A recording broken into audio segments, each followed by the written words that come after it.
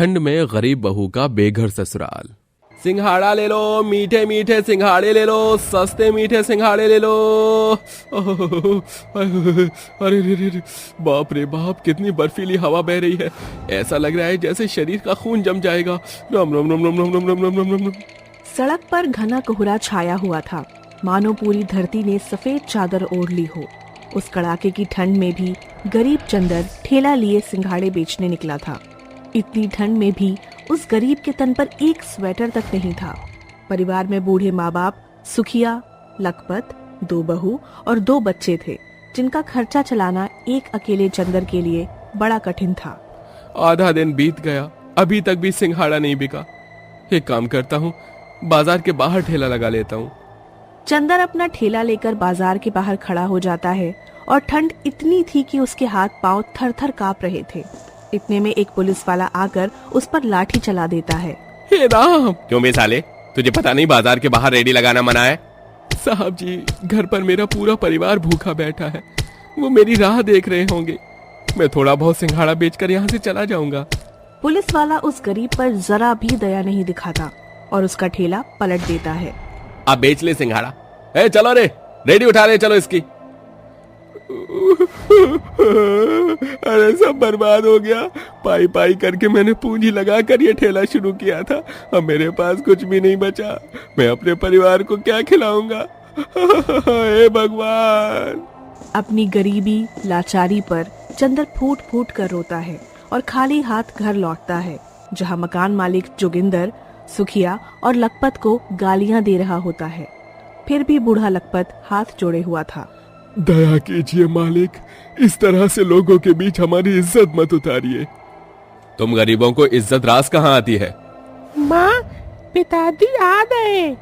आओ आओ सेठ जी भाई। देख चंदर, तू अभी के अभी मुझे 6 महीना के किराया दे दे, वरना घर खाली कर। मालिक, मैं और मेरा परिवार कहीं भागे थोड़े जा रहे हैं। थोड़ा थोड़ा करके मैं आपका किराया चुका दूंगा। जुगाड़ में लगा हूं, मगर ठंड की वजह से काम धाम नहीं है। बस ये दुखड़ा नहीं सुनना मुझे। फेंको रे इनका सामान घर से बाहर। एक ही झटके में चंदर का परिवार बेघर होकर सड़क पर आ जाता है और बूढ़ा लखपत एक पैर से कुपोषित था, वह चल फिर नहीं सकता था। भाऊजी, आप मेरे कंधे पर आ जाइए। सुधा, तुम रिंकू गुड़िया को ले लो। चंदर अपने पिता को कंधे पर उठा लेता है और सभी सड़क पर चलने लगते हैं, मगर ठंड इतनी थी कि सभी का रोम रोम कांप उठा। सुखिया की छोटी बहू गहना इन दिनों गर्भवती थी। कुछ दूर के बाद ही चंदर की हिम्मत जवाब देने लगी। बेटा, मुझे नीचे उतार दे। आखिर कब तक तू मुझ बूढ़े का बोझ कंधे पर ढोएगा? चंदर ने इधर उधर कहीं से एक लाठी उठाकर लखपत को थमा दी।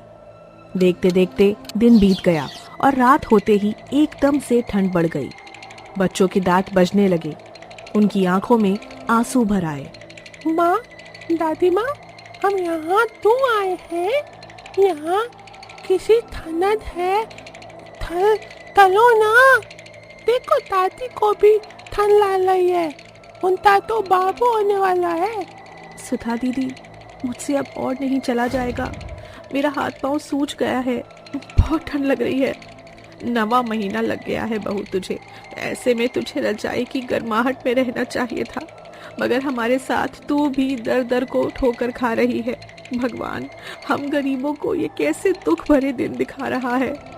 एक काम करते हैं, आज यहीं रुक जाते हैं, जब तक कि कोई दूजा ठिकाना नहीं मिलता। अरे बड़ी ठंड है। सभी रात भर वहीं रहते हैं और सारी रात आसमान से ओले गिरते हैं। जाड़ा इतना बढ़ गया कि जानवरों तक की रूह भी कांप उठी। उस सुनसान सड़क पर सारी रात कुत्ते भौंकते जाते। ऐसे में सुखिया, लखपत, सुधा और बाकी किसी की आंखों में भी नींद नहीं थी। जैसे तैसे सुबह हो गई और मुनिया ने रुहासे भाव से कहा, माँ, पिताजी, बहुत ठंड लग रही है, भूख भी लग रही है, खाना खाना है। खाना? बिटिया, अभी हम गरीब बेघरों को ठिकाना ही नहीं मिला तो खाना कहाँ से लाऊं? अक्सर औलाद की भूख माँ बाप से भीख तक मंगवा देती है। चंदर ने सारी लाज छोड़कर फुटपाथ पर पड़ा कटोरा उठाया और भीख मांगने लगा, पर किसी ने उसे भीख तक नहीं दी। शाम हो गई। 2 दिनों से ठंड और भूख की मार झेलते हुए सभी का चेहरा सूख गया। माँ, भूख सही नहीं जा रही, पेट में भी दर्द हो रहा है। हाँ माँ, बहुत भूख लगी है। तुम रोकी रोकी लौटी भी दे दो, मैं आज वो भी डालूंगा अच्छे बच्चे की तरह। सुधा ने रोते हुए दोनों को गले से लगा लिया। मेरे बच्चों, अपनी माँ को माफ कर दो। हे भगवान, तू तो अपने घर में बैठा है, फिर हमें क्यों बेघर कर दिया? क्या तुझे हम गरीबों का दुख दर्द दिखाई नहीं दे रहा? क्या हम गरीबों के भाग्य में ये ठंड का कहर काटना ही लिखा है? बच्चों का मुंह देखकर न जाने कहां से गरीब सुधा में हिम्मत आ गई और उसने आंसू पोंछकर कहा, बच्चों, मैं तुम्हें भूखा नहीं रहने दूंगी, मैं अभी आती हूँ। वह लोगों का दरवाजा खटखटाकर उनसे आटा मांगने लगी, पर कुछ भी ना पाया। इतने बड़े बंगलों में रहने के बाद भी इन अमीरों के मन में हम गरीबों के लिए जरा भी दया नहीं। गरीब को दान करने के नाम पर इनका धन खाली हो जाता। ये तेरी रची कैसी दुनिया है विधाता। मेरा परिवार भूखा है और मैं उन्हें क्या खिलाऊंगी? कोई तो मदद भेज। तभी एक भिखारी जो कि मैले गंदे फटे कपड़ों में था, उसने अपनी पोटली से थोड़ा आटा उसे दिया। बहन, ये ले, ये आटा तुम रख लो। समझ लो अल्लाह ने मुझे तुम्हारी मदद को भेजा है। बहुत बहुत शुक्रिया भैया। शुक्रिया अदा करना ही है तो उसका करो। वो सभी को रोटी देने वाला बैठा है। भिखारी की दिखाई दया के बाद सुधा को एहसास होता है कि इंसानियत अभी भी बाकी है। देखते देखते मौसम का रुख एकदम से बिगड़ जाता है और बड़ी बर्फबारी होने लगती है। ठंड भी कई गुना बढ़ जाती है। सुधा आटा लेकर जैसे ही आती है, पुलिस वाला सभी को लाठी से पीट रहा होता है। अरे साहब, इस वर्दी का जोर हम गरीबों को ही क्यों दिखाते हो तुम? शरीर में पाव भर मांस नहीं बचा, फिर भी जुबान चलाने से बाज नहीं आ रहे। क्यों बूढ़े, तू क्या और खर्चा पानी तुझे? अरे अपनी नहीं तो इस गर्भवती औरत का ख्याल कर, वरना सबके सबको जेल में डालकर महीने तक सड़ाऊंगा। माँ, बाबूजी, बच्चों, चलो यहाँ से। सभी की आंखों में आंसू थे। चलते चलते वह एक कचरे के पास रुकते हैं। माँ, भूख लगी है। हाँ मेरे बच्चों, देखो मैं आटा ले आई। मगर दीदी, खाना बनाएंगे कैसे? हमारे पास चूल्हा लकड़ी कुछ भी नहीं। ईंट का चूल्हा जोड़कर गहना, मगर इतने से आटे में क्या होगा? माँ जी, बाबू जी, बच्चे सब कई दिनों से भूखे हैं, किसी का पेट नहीं भरेगा। तभी सुधा कचरे में साग उगा देखती है, जिससे वह साग की रोटी बनाती है और उस रोटी को खाकर सभी की आंख भर आती है। आज कितने दिन के बाद हम गरीबों के पेट में अन्न का दाना गया है। सभी ने आधा पेट खाकर गुजारा किया और अचानक तेज तूफान के साथ बहुत तेज बरसात होने लगी। इसी बीच गहना को दर्द भी उठ गया। आह, आह, माँ, सुधा दीदी, बहुत दर्द हो रहा है। आह, आह। सुधा बहू, लगता है गहना को दर्द उठ गया है। बच्चा होने वाला है, इसे कुछ गर्म उड़ाना होगा, वरना ये ठंड इसकी जान ले लेगी। मगर माँ जी, यहाँ कुछ भी नहीं ओढ़ने को। तभी मुनिया कचरे में फेंका बोरी देखकर उसे दौड़कर उठा लेती है। गहना बोरी ओढ़ लेती है और वहीं कचरे में कठिनाइयों के बीच वह एक बच्चे को जन्म भी देती है। आज ही बेटा हुआ है, मगर हम तो जैसे भी ठंड काट रहे थे, मगर इस मासूम को बचाने के लिए हमें झोपड़ी तैयार करनी होगी। माँ, तू चिंता मत कर, मैं बनाऊंगा झोपड़ी। सभी मिलजुल कर झोपड़ी तैयार करने में लग जाते हैं। कोई फूस लाता है तो कोई लकड़ियाँ। सभी के हाथ पांव सर्दी से सुन पड़ जाते, मगर उस मासूम का मुंह देखकर वह मेहनत करके आखिरकार झोपड़ी बना लेते हैं। माँ, बाबूजी, झोपड़ी बन गई, सभी झोपड़ी के अंदर चलो। अब जाकर थोड़ी राहत आई है, वरना बेघर होने के बाद ठंड ने तो जैसे जान ही ले ली थी। आखिर उस गरीब परिवार को रहने के लिए एक आसरा मिल जाता है, पर इसके लिए उन्होंने बहुत कुछ देखा और सहा था। थोड़े दिन बाद गहना का पति परदेश में कमाकर लौट आता है, जिससे उन गरीब ससुराल वालों के सिर पर पक्की छत आ जाती है। बहुत तेज भूख लगी है माँ, कुछ खाने को दे दो। हाँ माँ, मुझे भी बहुत जोरों से भूख लगी है। तुम दोनों यहीं पर चूल्हे के सामने बैठे रहो, ठंड बहुत हो रही है। मैं अभी तुम्हारे लिए चटनी पीस कर लाती हूँ। ममता सिलबट्टे पर चटनी पीसती है, जिसके बाद वो चूल्हे के अंदर जलती हुई आग में रोटियां बनाना शुरू कर देती है। उसके पास उसके दोनों बच्चे बैठे होते हैं। क्योंकि ठंड बहुत ज्यादा होती है, तभी जंगल से महेश लकड़ियां काट कर लाता है। ममता, ज्यादा लकड़ी नहीं मिली, और तुम्हें पता है ना कि कभी भी बरसात हो जाती है तो लकड़ी गीली हो जाती है। अरे सूखी लकड़ियां तो गांव वाले बहुत पहले ही ले गए। कोई बात नहीं जी, इन्हें यहीं पर चूल्हे के पास रख दो, यहाँ की गर्माहट से थोड़ी थोड़ी सूख जाएंगे। ममता चूल्हे पर रोटियां बनाने के बाद चटनी के साथ अपने पूरे परिवार को खाना देती है, जिसके बाद वो रात के समय अपनी टूटी फूटी झोपड़ी में जाकर सोने लगते हैं। लेकिन छत से ठंडी ठंडी हवाएं अंदर आने लगती है और उन बेचारों के पास केवल एक ही चादर थी, जिसे उन्हें ओढ़कर सोना था। माँ, बहुत ठंड लग रही है। माँ, मुझे भी बहुत ज्यादा ठंड लग रही है। ऐसा लग रहा है जैसे हमारी छत से बर्फ की हवाएं घर के अंदर आ रही हैं। पैसों का जुगाड़ नहीं हो पाता है, वरना मैं छत की मरम्मत करवा देता। कोई नहीं जी, आयशा को मैं अपने पास लेटा लेती हूँ और आप भोलू को अपने पास लेटा लीजिए। शरीर की गर्माहट से शायद उनकी थोड़ी ठंड कम हो जाएगी। ममता के कहने पर महेश अपने बेटे भोलू को अपने पास लिटाता है और आयशा अपनी माँ ममता के पास लेट जाती है। उस एक चादर में पूरी रात उन्हें गुजारा करना पड़ता है। अगले दिन वो भट्टी पर काम करने पहुंच जाते हैं। भट्टी पर बहुत गर्मी होती है। सुबह से शाम तक आग जलती रहती है, जिसके कारण उन्हें ठंड महसूस नहीं होती और वो भूखे रहकर भी पूरे दिन काम करते हैं। शाम को वो पैसों की लाइन में लग जाते हैं। अच्छा हुआ शनिवार आ गया, जो पैसे मिलेंगे उन पैसों से घर की जरूरत का सामान ले आएंगे। तभी पैसे देने वाला मुनीम वहां से उठकर जाने लगता है, जिसे जाता हुआ देखकर महेश उसके पास जाता है और कहता है, अरे भाई साहब, आगे के लोगों को तो तुमने पैसे दे दिए, लेकिन हमारे पैसे क्यों नहीं दिए? मालिक ने जितने पैसे बांटने के लिए दिए थे मैंने सारे बांट दिए हैं। अब मेरे पास कुछ नहीं बचा है, इसलिए मैं यहाँ से जा रहा हूँ। कल अपने पैसे ले जाना। अगले दिन दोनों पति पत्नी काम के लिए और पैसे के लिए इतवार के दिन भी आ जाते हैं, लेकिन उस वक्त बारिश बहुत तेज हो रही थी, जिसके चलते मुनीम उन्हें और बाकी के एम्प्लॉइज को काम के लिए मना कर देता है। हमारी तो किस्मत ही खराब है। पता नहीं क्यों हमारी किस्मत में इतना कुछ लिखा है, सिर्फ दुख के अलावा और कुछ मिला ही नहीं आज तक। ऐसा मत कहो, सब कुछ ठीक हो जाएगा, ऊपर वाले पर विश्वास रखो। वो दोनों वापस घर लौट आते हैं। बारिश की वजह से कई दिन तक काम नहीं चलता और उन दोनों पति पत्नी को घर का गुजारा करने के लिए लोगों के घर मजदूरी करना पड़ता है। ममता, तुम्हें कितनी बार बोला है, फर्श को ढंग से साफ किया कर। अरे मेरा चेहरा चमकता चाहिए, इस तरह साफ किया कर।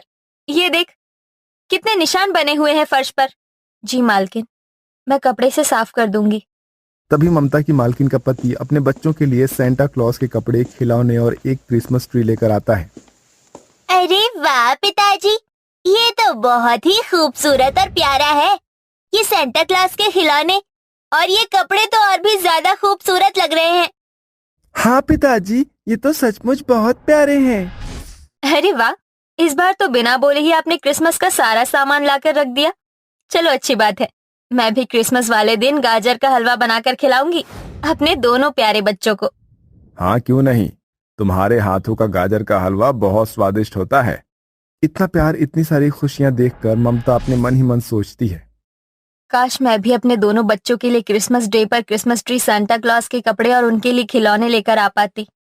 मेरे दोनों बच्चे भी बहुत खुश हो जाते।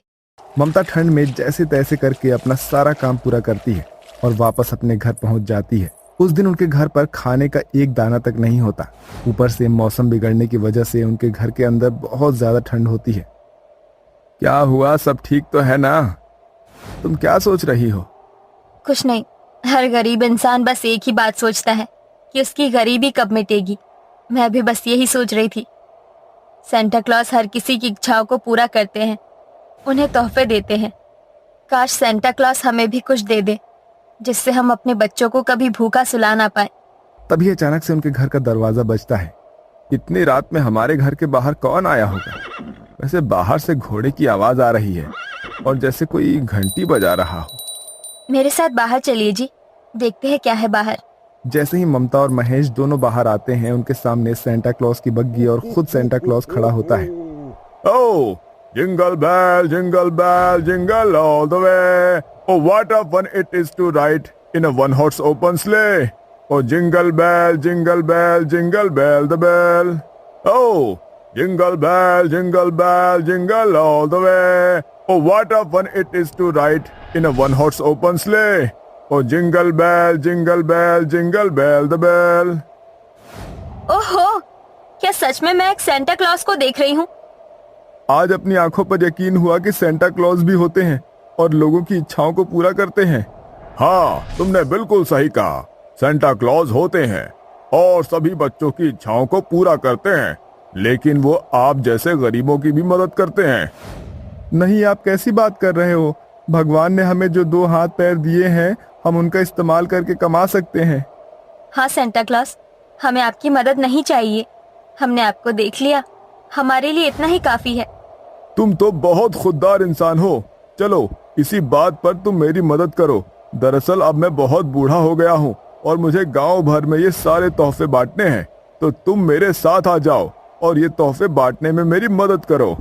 सेंटा क्लॉज की बात मानकर ममता और महेश दोनों उसकी बग्गी में बैठ जाते हैं, जिसके बाद वो पूरे गांव में यहाँ से वहाँ घूमते हैं और हर एक घर के बाहर बच्चों के लिए तोहफे रखते हैं।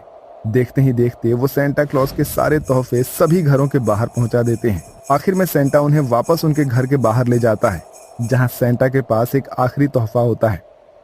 तुम्हें देने के लिए मेरे पास बस एक आखिरी तोहफा है। ये एक घंटी है।